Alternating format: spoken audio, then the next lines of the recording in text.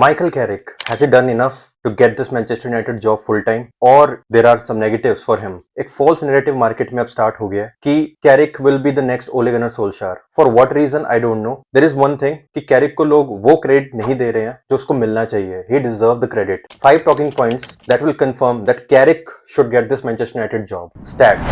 Narrative false हो सकते हैं, suggestions right wrong हो सकती है, opinion गलत हो सकते हैं, सही हो सकते हैं, but stats doesn't lie. If you look at the stats, since the day Carrick has been appointed as Manchester United manager, United is the best team in the league. They have played 14 games जहां पे उन्होंने 32 points achieve किए हैं, 10 wins, 2 draws, 2 defeats, 27 goals scored. 27 is the most goals scored by any team. During that phase, United has been the best team in the Premier League, most goal scoring team in the Premier League. Amorim के time पे our points per game was close to 1.3 per game. Under Carrick, it's 2.3. Remarkable turnaround from him. और United champions League में जो qualify करी है, हमने सोचा भी नहीं था during Amorim time. You know the quotation of Amorim कि United players are not ready for Europe. उसकी स्टेटमेंट थी and people were believing.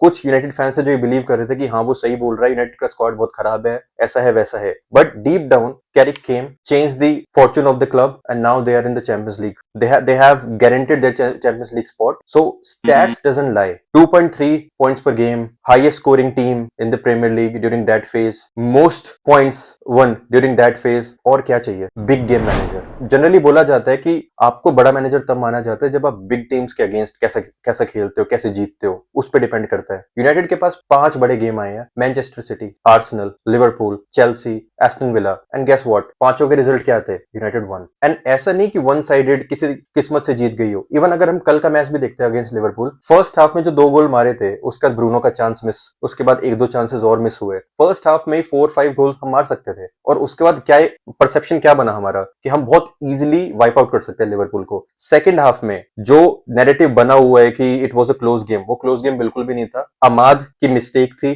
Shawn lemons की मिस्टेक थी. दोनों चांसेस दिए गए थे, वो कहते हैं ना प्लेट में खाने को दिया गया था, बस उनको खाना था, and they did that. Otherwise it was not a close game. जो नैरेटिव बिल्ड हो रहा है ना कि जाके मैच देखो, ऐसा हुआ वैसा हुआ, people will see that it was a gift from United. आर्ने slot की जॉब बचाने के लिए कर रहे थे, क्या कर रहे थे I don't know, but it was that. That's why Liverpool match में वापस आई और यूनाइटेड कंफर्टेबली जीती. सिटी के अगेंस्ट 4-5 गोल आराम से मार सकती थी जिसने मैच देखा हो. चेल्सी के अगेंस्ट यूनाइटेड के पास प्रॉपर डिफेंडर नहीं थे. एडन हेवन मजरावी सेंटर बैक खेल रहे थे, उसके बाद भी जीती. एस्टन विला के अगेंस्ट जीती. So he is a proven big game manager. 5 game 5 में डिस्ट्रॉय किया और यूनाइटेड जीती है कंफर्टेबली. ये नहीं कि वो डार्क हॉर्सेस है उस मैच में. No, they never played second fiddle, they won the game comfortably.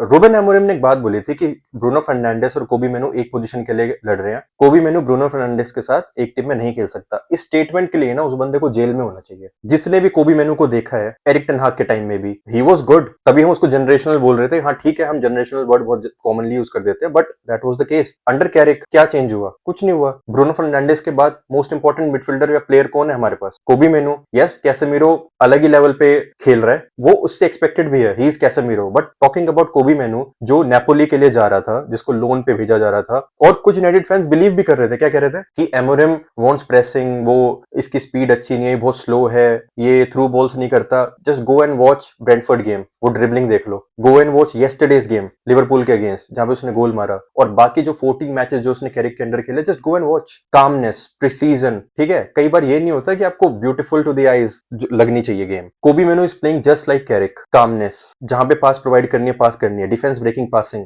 और he has one thing in his locker, that is composure on the ball, जो जनरली नहीं मिलता है. And he is also a press resistant midfielder, जो United के पास बहुत कम होते हैं. what Carrick has done with Kobbie Mainoo is remarkable. That means he trusts in youth, he develops youth. So this is again a big thing why Carrick should get the job. Attacking play. Manchester United, जब हम बोलते हैं कि what is Manchester United philosophy, what is Manchester United way, Carrick has proven it. Manchester United way ये नहीं है कि हमारे पास 50% पोजेशन हो, या हम एक टिकी टाका फुटबॉल खेल रहे हो, या हमने कोई ब्यूटीफुल सा प्ले कर दिया और गोल मार दिया. नहीं, हमारी टैक्टिक्स हमेशा ये रहती थी, हमेशा से, तुमने 3 गोल मारे, हम 4 गोल मारे. This is Manchester United, that will always go attacking. हम बुजर्ग हो जाते हैं बॉक्स में जाके कि हमें गोल करना है तो गोल करना है. अगर आप कल का भी कोबी मेनू का भी गोल देखोगे, just look at the buildup. उसके बाद when you will see box के अंदर हमारे 5 प्लेयर थे, 2-2 की स्कोर लाइन है and we were not chasing the game, we went to play the game, we went to win the game. This is a very big thing जो United के पास है, that under Carrick we are playing attacking football to win the match, not to lose the match. Under Amorim what was the scenario, 50-50 game होता था और उसमें United हारती थी because हम क्या करते थे, 60 मिनट के बाद कैसेमीरो को बाहर बिठा दिया. आपके पास जब आपको पता है कि 38 गेम्स ही हैं, एक हफ्ते 2 हफ्ते का गैप है, तो you will make sure that your players are fit enough to play 90 minutes and this is what Carrick do. जब उसको पता है कि मैच डन एंड डस्टेड हो गया 5 से 10 मिनट में, तब वो सब्स्टिट्यूट करता है, otherwise he knows what is needed to win the game and this is a major thing that United needs right now. Manchester United philosophy, Manchester United blood, Manchester United legend, and of course, he knows the philosophy of United. Suppose कोई नया manager आता है, let's talk about the list. Raiola, Luis Enrique, Mauricio Pochettino, Thomas Tuchel, Nagelsmann. So we have 5 candidates in total. Let's talk about Mauricio Pochettino. उसका time जा चुका है, नहीं चाहिए वो. Thomas Tuchel इंग्लैंड के साथ है. So हमारा ट्रांसफर विंडो भी तो आगे पेंडिंग है. Should we wait for him कि वो जब वो बोलेगा कि नहीं अब मैं फ्री हूं तो अब आप मुझे ले लो? No, I don't think that we should wait. It's the other way around. Managers को खुद अपने आप को प्रपोज करना चाहिए कि that I am willing to come here, I want to take this club to the next level. और for me only good candidate apart from Michael Carrick is Luis Enrique. अगर लुइस एनरिके अवेलेबल है then we should definitely go for him, then Carrick should not be the first choice. For me just go and directly ask Luis Enrique will he come to United, does he want to come. अगर वो ना बोल देता है, just give Michael Carrick the job next morning. That's the only thing that is stopping right now. Otherwise what he has done, it's nothing short of a miracle. ये possible ही नहीं था कि यूनाइटेड चैंपियंस लीग में आए. He came, he done the unexpected task. जो Ruben Amorim ने रायता फैलाया था,